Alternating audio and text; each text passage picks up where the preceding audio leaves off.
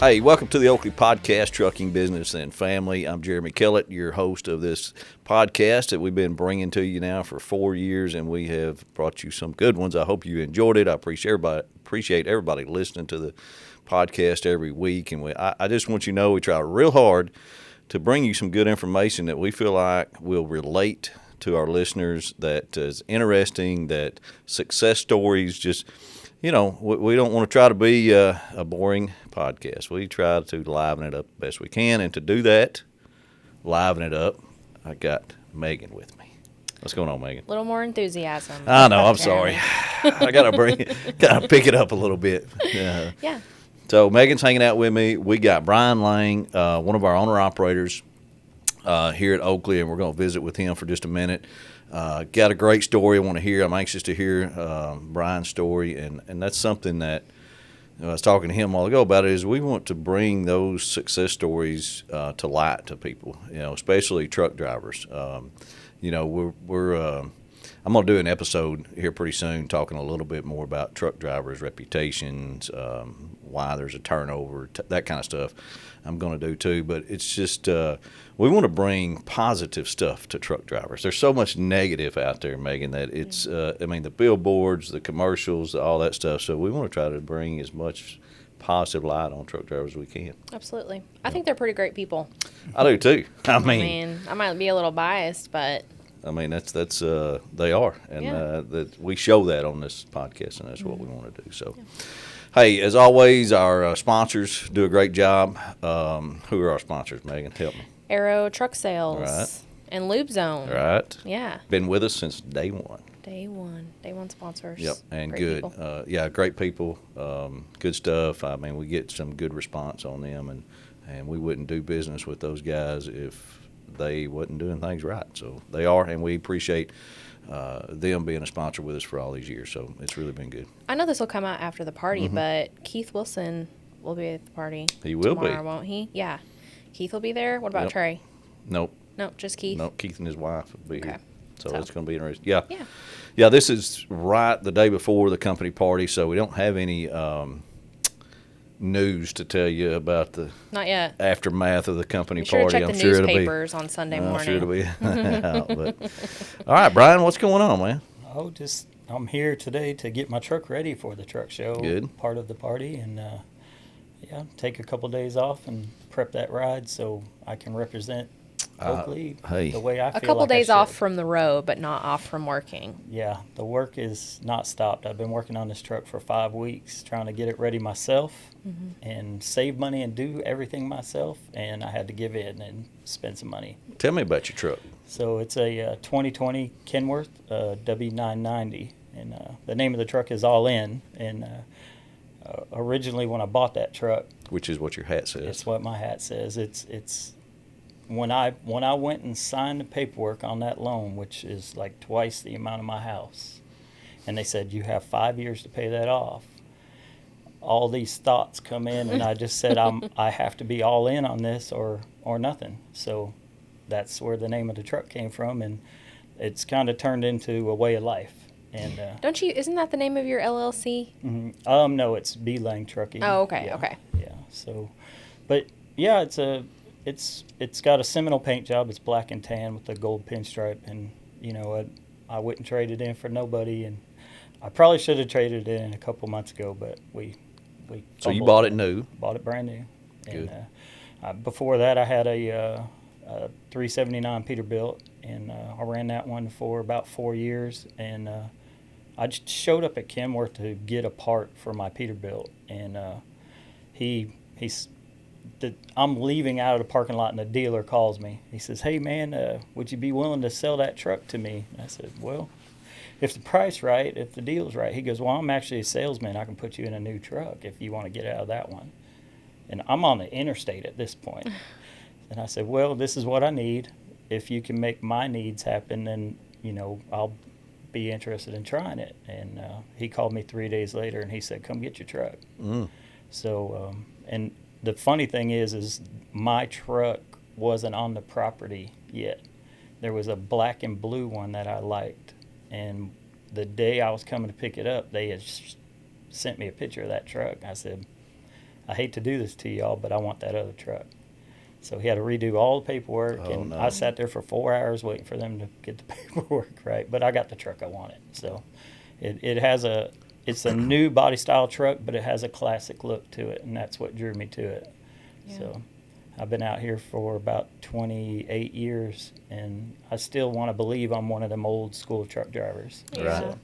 Yeah. I try to hold on to that, even though the flip-flop nation is here. So we're still trying to wear our boots and our blue jeans. And we're doing the same thing, Yeah. Brian. So anyhow, Take me back 28 years ago. I count my tow truck driving in for my truck driving. I started as a tow truck driver in Seattle, and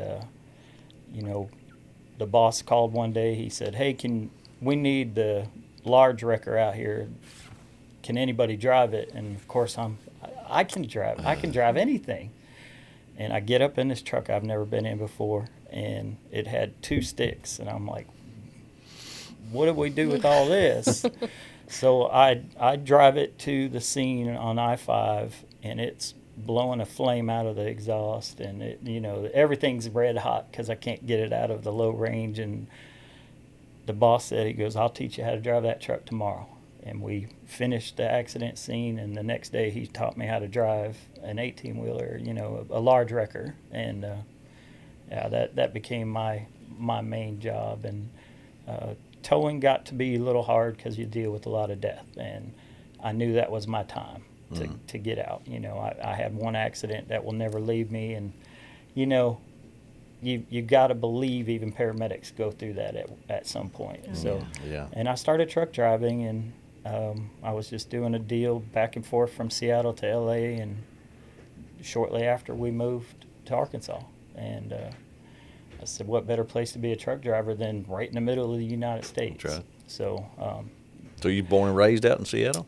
my dad was in the Navy, so I was actually born in New York, and been everywhere. If it's coastal, I've been there. So Wow. and and I wasn't able to go into the military because I have some bad limbs, so they wouldn't let me in. But we choose the blue collar way of life. Keep the world burning. Do you guys have any family in Arkansas, or was it really just When we decided to move here, my dad was living here. Oh, okay. And my mom was in LA, and I said, I'm not moving back to California. I can't do that. So we had visited here a lot, and I have 3 kids, and it was a great place to raise my children and bring them up. So It always makes me feel so nice when people say that, because we've got a lot of drivers that'll come in and they'll be like, "Yeah, I think I might just move out here." It gives you a little pride. Yeah, Yeah. it does. Arkansas. it's a great place to raise the kids. And we live in Mena, and there's only, there's less than 5,000 people in our town. We barely qualify for a Walmart, but we got us one. So. But, How old were the kids when you brought them to Arkansas? I have twin girls. I think they were like 4 or 5, and my son was 6 or 7. So, Okay. Okay. And So the majority of and how old are they now? They're grown? they're grown. I got 8 grandchildren, and Wow. so things have progressed pretty quickly over Wife? Wife, I still got her. Good. Or she still still has got you. me. Yeah. So when she sees the checking account, though, after this week, she might have different thoughts. Been a rough week, huh? So, but it's all for a good reason. But yeah, we have lots of grandbabies. My son's now in Florida, and my daughters are both in Mena still. So yeah. What do you do on your off time? Lately, it's been working on that truck, but Or hobbies, I should say. I like to fish. I'm a fisherman. I don't eat fish, but I love to catch fish. So that's kind of my Got a place to peaceful go over time. there? Yes. We've been fishing Gillum Lake lately. I'm trying to figure it out. I took a break from fishing and sold my boat, and it's been 14 years, and I just got a new boat, or a new to me boat. What'd you get?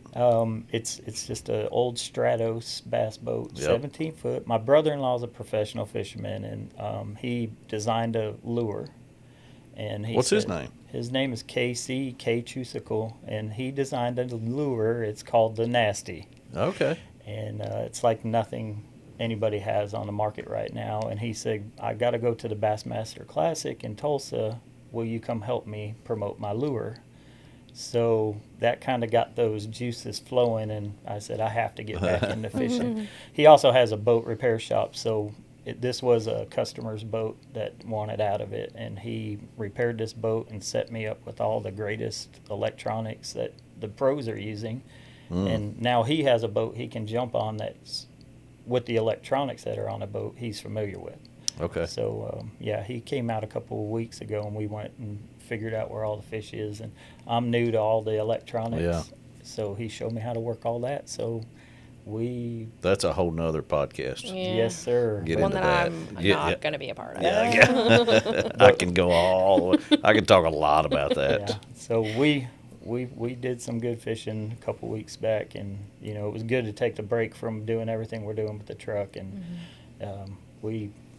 they had a couple fish fries, and I had steak. So it's not a bad trade. No. So back to your trucking career. Mm-hmm. You've been in it 28 years. Yeah. What makes a man stay in trucking? I get asked a different question a lot that sort of kind of goes with what you're asking. And do you like trucking? There's part of trucking we like, but the honest answer is nobody really likes trucking, but we do it because the way of life that it provides.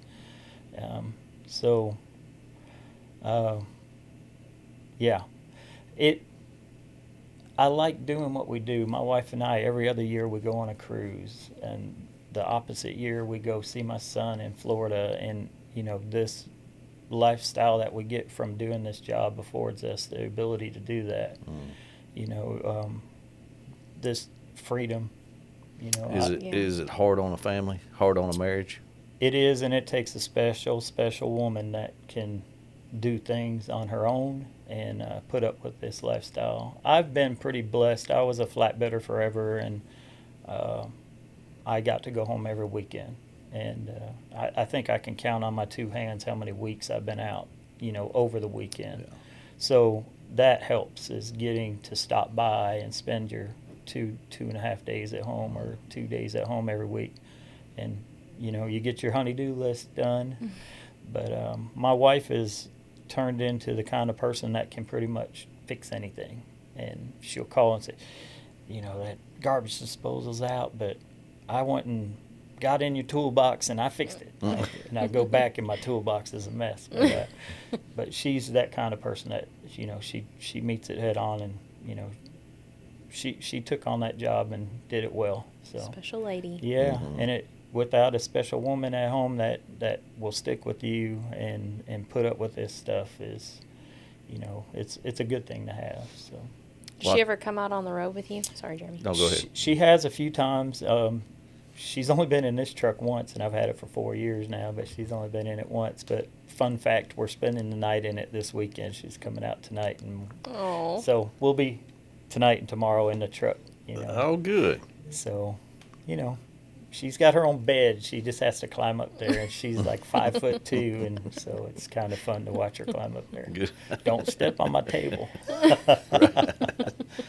Right. Well, that's it takes that. It takes that to make it work. And I don't think that's talked about enough. A lot of times, of how a marriage survives, how it takes a compromise on both to make it last for so long. Especially as long as y'all done it. That's pretty good. We've been together for 34 years. So she's put up with a lot, because tow truck driving was 24 hours a day. You sleep when you can, and you run 24 hours a day. So she was sort of used to me not being home. So the transition for me going from that to just being gone Sunday through Friday, it was easy for her to accept. So. Speaking of the 28 years in trucking, I wanted to see, so you've been in it for a while, different divisions, different kinds of trailers. What do you think, what's a good way to describe how much it's changed, like what it used to be versus what it is now? It was more like a brotherhood back then. If a guy was broke down on the side of the road with his hood up, I mean, you'd see 2-3 trucks pulled up behind them trying to see if they could help. Mm-hmm. Today, you better keep your seatbelt on because somebody might run through you. So, Wow.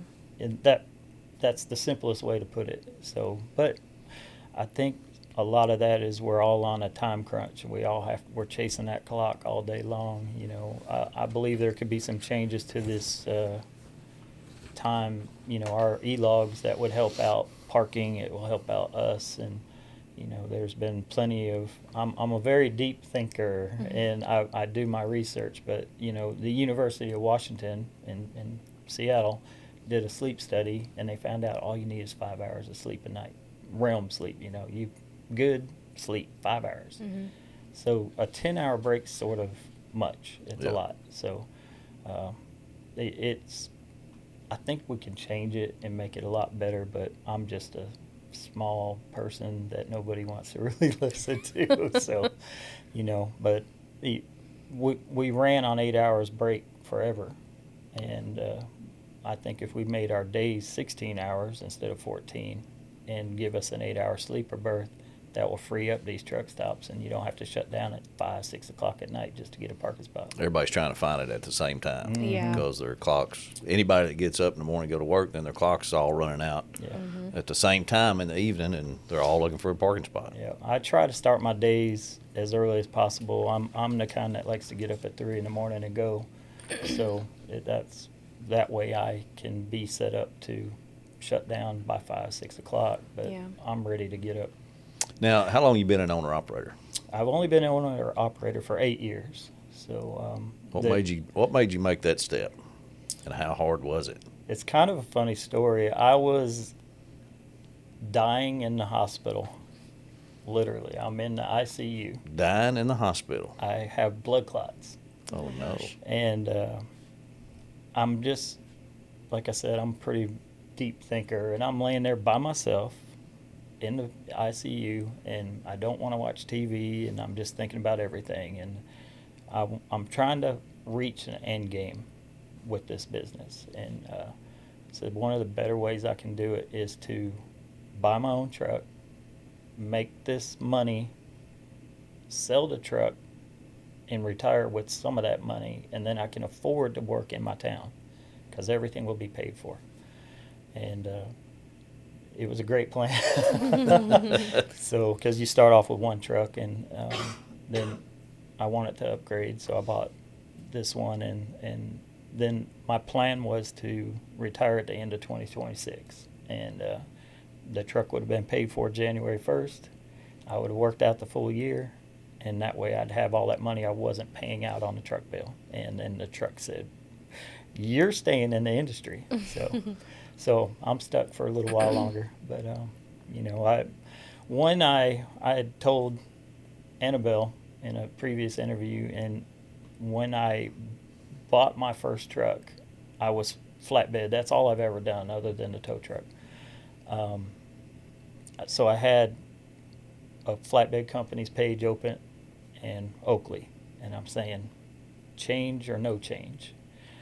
And I just at the time felt comfortable staying with what I mastered. You know, that I was pretty good at what I did, and you know, I put everything into flatbedding, and I've actually been fielding phone calls from a guy that's just getting into flatbedding and telling him how to tarp over FaceTime, and just helping him out right now because he knows that I've got a wealth of knowledge in that industry. So, but looking back at it, I really wish I would have hit submit over here. I really do, because I've only been here going on 2 years now, and the family atmosphere here is good.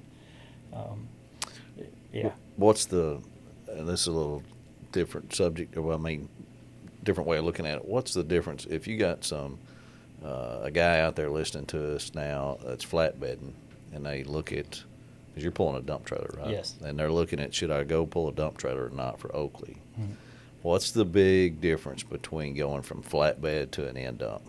It's sort of a hard question to answer, but simply the wear and tear on your body. I've been through a lot. My body's been through a lot. Broken legs, ACLs, shoulders, and it all happened on the job. And, flatbedding's a lot. You got to work a lot in that industry, throwing chains, binders, straps every single day. And if you're a hustler, you might do it twice a day. So, your body will like you more if you come over here. So it's been easier on you. It's been a lot easier on my body, and there's been other changes in my life that made that easier for me as well. But transition from anything else to coming here the work isn't as hard. The first few times you put the trailer up in the air is a little stressful, but I try to keep my confidence in check, because if you get a little too cocky with it, we all seen the videos, and I'm not trying to be that guy, because I sing in my truck, and nobody needs to hear that. So, and I'll be humming a tune while that trailer's going up, and if it goes over, I don't want orientation guys hearing me singing. So. Right. But no, I think the job is physically easier to do, and I have no complaints here. None. And I'm not saying that. Now, come on now. Here. There's got to be something. In 2 years. Well, in 2 years, I went through 2 dispatchers. One guy decided he was going to move on, and I got a new guy, and him and I were kind of butting heads at first. I think most of it was myself, and I just felt like I was like pushed off, and I wasn't getting the runs I was getting, and I'm waiting a lot, and I was getting frustrated. And now Ray and I have a pretty good relationship, and I cracked him up today. He just answered the phone. Yeah. I'm like, what do you mean? Yeah, you just say good morning or something. And he started laughing, but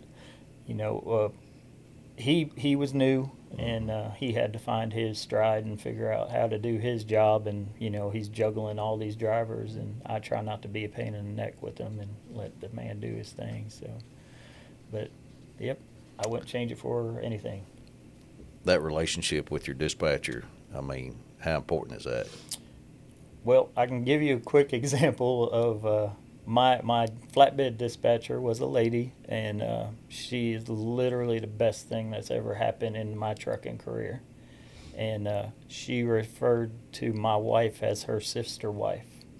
And she still calls me today. She misses me. She begs me to come back, but I can't, and she knows why. So, but you have to have a good relationship with your dispatcher. He needs to know who you are and how you work. And once that finally gelled between me and him, I think we both know how, he knows he can count on me. 7 a.m. I'm at my customer. And, that's very, very important. You're talking to your dispatcher more than you talk to some of your family. Maybe. Yeah. I'm kind of, I don't like bothering him because I know he's got work to do. Right. Mm-hmm. And I try to, that phone call in the morning is what I try to do. And I try not to bother him. But, we have some experiences that happen out here that need more attention, and so that's the only time I really try to bother him too much. So right. Give me another load. Right. So if you had to sum up your career as a truck driver in one word, what would you use? There isn't one word for me because I talk too much. One sentence. Fulfilling. There you go. Yeah. Very good. There. Very good. That's the best thing that could come to my mind. It presents its highs and lows, and you have to be willing to put that foot forward. I've been saying this after all the repair work I've been going through the past few months. Is there's a saying out there, I don't even know where I saw it or read it or seen it. There's a reason why your windshield's bigger than the rear view mirror. Oh yeah. Because this is more important than that. So when my wife was stressed out about all the truck repairs, I said, we just got to move forward. And we sat down, had to talk about that, and she's been a little more easy, understanding about why we just spent the money we just spent. And you just have to ride it out. Yeah. Yeah. Well, it's expensive running a company, It is. a trucking company for sure, and that's what you're doing. Yeah. that's one of the things I like about over here is they allow me to run my company. If there's something I don't agree with, I don't mind telling him I don't agree with the, whatever that load is. But I also try not to be that guy that's going to be that thorn in his butt. So I told him the other day, I said, I better be your driver of the year. I've never told you no. You putting pressure on him, wasn't you? I tried. I didn't threaten him, though. I can't threaten people no more with my pocket knife because I got a new one and it's really sharp. The last one was broken and dull, so I could threaten everybody with it. What about the general public that's out there on the roadways, that they have a persona about truck drivers, trucking companies? I mean, a lot of the general public, Brian, all they see is the billboards, the commercials by the TV attorneys, characters. the TV characters. Truck drivers are just, they don't know how to drive. They did my way. It's to a lot of the general public, I think, is we're a nuisance. Truck drivers, trucking companies, trucking trailers on the road. And if you had all those people listening right here, general public, they tuned in to the Oakley Podcast, never been a listener before, but they wanted to, hey, you got them all right here. Mm-hmm. They've never driven a truck or anything. What would you tell them? Jump in and be a passenger for one day. Either you've done your research or you just stumbled on a hot topic, but I am actually in the middle of a lawsuit right now for a sideswipe accident. Really? And it should have been you pay for yours, I pay for mine. But they got stingy because where her car stopped was right underneath the billboard that said, been involved with an 18-wheeler? Call me. Wow. And she did. And, I won't talk too much about that. Yeah. But if it's ongoing, you probably don't need to. Yeah, but it's the mentality of these lawyers see an opportunity and they think that we're all millionaires. And we might live comfortable lifestyles if you do things right, but I'm furthest thing from a millionaire. So, but they want to get us for as much money as they can. So I feel more like they think that's our lottery ticket, so get wrapped up with that. But I wish the public would pay a little more attention and have some patience for us. Mm-hmm. It takes a second to get the momentum to get 80,000 pounds up to speed. Yeah. And it also takes a second to stop one, too. So, So going through with what I'm going through, I ask for prayers from my church all the time, and they're always checking in. But this thing has been going on for 3 years now, and there's still no stop to it yet. So, if people just give us some space, and that's all we ask for. We slow down and give us our space for the distance, and they occupy our space. I think if they knew you. Yeah. I think that's the part that's missing is if I know truck drivers. Mm-hmm. I've got, you would think they'd have one in their family somewhere, Right. but if they know, have a conversation with Brian Lane, and they knew, there's Brian Lane going down the road. Yeah. Well, I have a college professor friend of mine. I've known him since he was a high school teacher, and every summer he jumps in the truck with me for a week. Oh. And he has a whole new perspective about what goes on out here. And, he used to be pretty weaving in and out of cars and trucks, and now he has a lot more respect when he's driving down the road. Makes a and difference. It's only because he rode with me for a couple of weeks. That helps. So, I feel like we're all guilty of this. You don't realize how important truck drivers are until you need one. Right.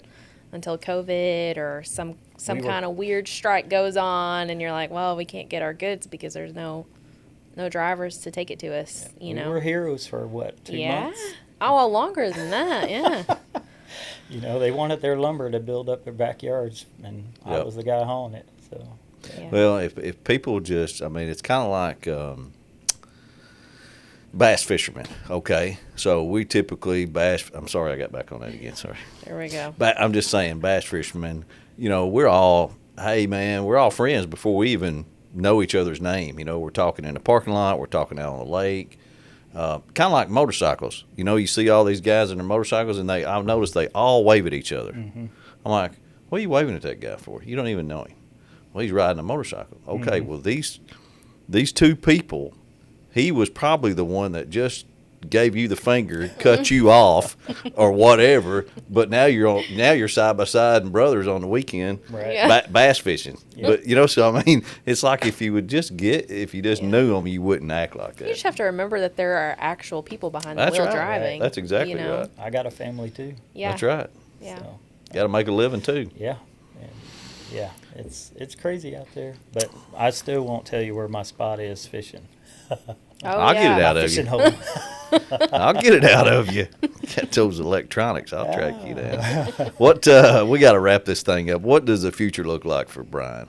I hope to run out 2028, and yeah, we'll see what happens after that. So you still got the original plan. It's just kind of extended. Bumped up a couple of years. Bumped up a couple of years. So yeah, and we'll see. We've talked with some of the people. I'm dispatched out of Catoosa, and I have spoke with them, and there's a possibility to maybe just work a few days a week and run barge stuff, and I'm close enough where to run up to Muskogee won't be that big of a deal, or even you come go. up here. So, I'd hate to pull the plug. I don't want somebody to tell me it's time to quit. I Yeah. want to quit on my own terms. Right. So if I can slow down when everything's paid for and caught back up, and just do 3 to 4 days a week, and maybe get that extra day on the lake instead of out on Wouldn't the that road. be nice? There you go. But yeah, I'd like to just kind of pump the brakes a little bit, and instead of just dropping off. I still think I have a lot of years in me, but she wants me home a little more Sure. until I'm home, and then she's like, "Go back to work." Enough's enough. So you also, or were you, doing TikTok? Yeah, I've dedicated a TikTok page to kind of promoting Oakley, and Well, tell everybody what it is. it's Double Down 443 is the TikTok page, and I just talk about Oakley and my experience. And early on, I had a lot of people kind of butting in, telling me about their experience, and of course they no longer work here. I think some of them never even worked here, to be honest with you. So if somebody gets on my page and starts talking nonsense, I kind of edit some of their language out because I don't want to hear it. I'm sharing my experience here. Yeah. Which are give us an example. What's that? Some of the things that's on your TikTok. I do a thing every Monday. A lot of times I'm start my week at the house Monday, and I walk down, and I'm in the dark, and I'm walking down to the truck that's already running. I've already walked around it, and I just kind of share what my first beginning of the week's going to look like, and going down the road. And I've had a few guys come in and call up and get referrals, and that's kind of my game. My end game with it is if I can turn somebody on to the company, and it didn't cost me anything to talk about it for 3-4 minutes on the internet once or twice a week, but if I can get a little something off of it, then it would Might be as okay. well. Yeah. Yeah. So that's kind of my game with it, is promote the company, and there's actually a few guys that are here. They were already talking with y'all, and I didn't get the referral bonus, but they came because of my videos. Awesome. So Looky there. yeah, so I've been approached several times by drivers here that said they came here because of what I've said. So Yeah. so just sharing my experiences here. That's pretty much all it is. A lot of truck prep right now. So Well, that's and good. Yeah. a lot of people follow my journey through this devastation of this truck repair ordeal. So, but it's behind us now. Now, I had somebody else tell me a secret about you. I don't know if we want to get it out there on the podcast or let anybody know. So this might be part that we get edited out if Okay. you want to. But we'll All let right. you do. We'll let you decide, because right. I had somebody tell me that you made bracelets. I do. I'm not going to say who that was. Well, and people ask, can You we have a buy them? bracelet? Yeah. Let's see. So There you go. my wife is into Korean boy band music, and she makes these bracelets when she gets to go to concerts, and hers has a bunch of names and letters on it. But I wanted to make something nice. So I actually get all my Wow. stones from Thailand, My wife is half Thai. Her mother is full Thai. So she has a lady that goes back and forth to Thailand. So these aren't stones that you can find at Hobby Lobby, you know. The little metal is, but the stones aren't. But we're down for 10 hours. Like I said, I don't need that much time down. So I have a desk in my truck, and I sit and I make bracelets, and I wear them myself. So Those are so cool. So, and I have 2 bands that wear all my bracelets. So Really? yeah. Oh, 2 bands that Yeah. okay Are you play allowed around to the country. say? There's a country guy. His name's Drake White, which is my favorite. Oh, I know him. I mean, I know the name. Yeah. So You do, he's Jeremy? I mean, he lives next door. he Just comes kidding. to Arkansas around duck Sunday. hunting all the time. So he's here a lot. But Wow. I actually, they had a concert a couple weeks ago, and I presented him with a necklace, and he's doing a record promotion. He just dropped a new record, and I see my necklace on his neck all the time. And I don't tell nobody about it because it's kind of Yeah. You just personal did. deal. But I know I just did. But it's cool, and his whole band wears on occasion my bracelets. So, That's awesome. and That then is so cool. there's a lady singer, Maggie Rose, and she's my favorite female vocalist, and her whole band wears my stuff. So Wow. so it's kind of cool. The drummer Timothy, he Instagram, hey, I broke one. Can you send me another one? So I just make it and send it to him. So That's I have cool. his size on the wrote down, so I know how to make it. It's a professional operation now. Oh, yeah. Yeah. But I don't charge anybody for anything. I just give them out. I don't want another job, so this takes some time, and I get to make them. And all the women in my church, my old church, every woman in that church wore a Brian Lang bracelet. And Brian Lang original. that's it. So and then we're at a different church now, and I'm slowly pushing them off on people. So That is so but, cool. yeah. See And there? It takes a special kind of man to wear a bracelet anyway, That- so I wear them. They look nice. I think I have for my nope, it's in my other coat, but in my my little outfit that I'm wearing for the company party is I got bracelets to match my shirt. There you go. Accessorizing, right? Yeah. Yeah. There's nothing Now wrong you with got that. something to do with that extra 5 hours of the That's of the right. break. There you go. Yeah. I sit there until my back hurts, but yeah, it's fun, and if you can make somebody smile, Done. it's all that. Absolutely. You know. See there? Yeah. Dig it out. You just finally, Annabelle gives us the little tidbit. I am feeling and we more dig it out. boring by the week. We Yeah. have somebody else in here That's awesome. telling us about something. Like, You good know, Lord. You gotta have hobbies, and Yeah. I was gonna bring a fishing pole and go try to fish off this bank here this weekend, but I didn't bring. My truck is so full of stuff, but I Yeah. can sit there and make bracelets, so and you go. it's fun. Hey, just another example of the Oakley Podcast bringing out the, how genuine owner-operator truck drivers are, how Yeah. good of people they are, what they do in their spare time. I mean, it's just goes to show you more and more. I mean, We got hobbies. yeah, So yeah. I do have one more thing I'll share right. with you guys, and you can cut it out if you like. But this year, I believe in promoting people's stuff that I use and I believe in. And I've been working with a guy, Van Brown. He's the owner, creator of Bull Snot. And I've been working with him, and he's actually sent me a bunch of stuff. And I'm going to put together a little care package for one of the gifts for the truck show. And I have product here that I can provide or, sell to the drivers at a really good price. And great product. Great Well, product. what is it? What is Because it some people not? just hear that bull snot and they're Bull like, snot. I'll pass. I don't know, Listen. I'll pass. Yeah, I'm not sure I want that. My wife always says to me, "Go get your bull snot and clean the mirror." Well, they make a glass cleaner. They Oh, make it's a cleaners. tire butter. They make a leather conditioner. They make an air freshener. Wow. He has a hand balm. If you got these old crusty hands, they got a hand balm. But I have a lot of his products with me, and I'm here to try to. It might be a bad idea giving these guys cleaning stuff and giving myself a disadvantage in this truck show, but I have it for them if they want to pick up some. So it's a great product. But I have the window cleaner, some of the tire butter, some paint polish and stuff Yeah. like that.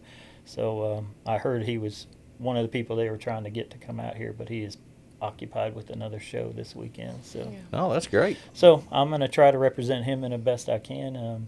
You know, I get really nothing out of it because I'm not charging a lot more for the product because I just want to spread the word of the product because it's good stuff. So, Yeah.